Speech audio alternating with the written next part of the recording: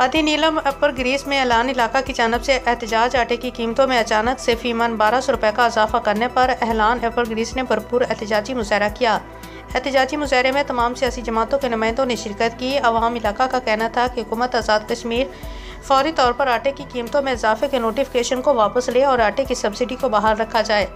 लालदीन Khwaja, RMH Urdu news, वादी नीलम, आज़ाद कश्मीर।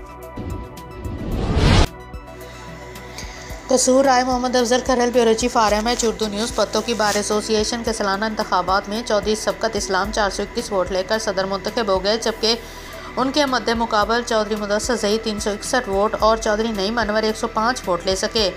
इसी तरह जनरल सेक्रेटरी राना सुहेल नज़ीर 495 वोट लेकर मुंतखब हुए। जीतने वाले वकला के हामियों ने तहसील कोट पत्तों में ढोल की थाप पर जश्न मनाया और खूब हल्ला गुल्ला किया, एक दूसरे को मुबारकें दी। नौमुंतखब सदर ने मीडिया के नुमाइंदे राना महबूब अहमद, सदर तहसील प्रेस क्लब पत्तों की डॉक्टर जुल्फ़कार अली और सलीम गौरी, सेठ तालब और मोहम्मद अमीन शाहिद से गुफ्तगू करते हुए कहा कि वकला के फलाह बहबूद और उनके मसाइल हल करने के लिए दिन रात एक कर दूंगा। अखराज में उन्होंने वोट देने पर तमाम वकला का शुक्रिया अदा किया।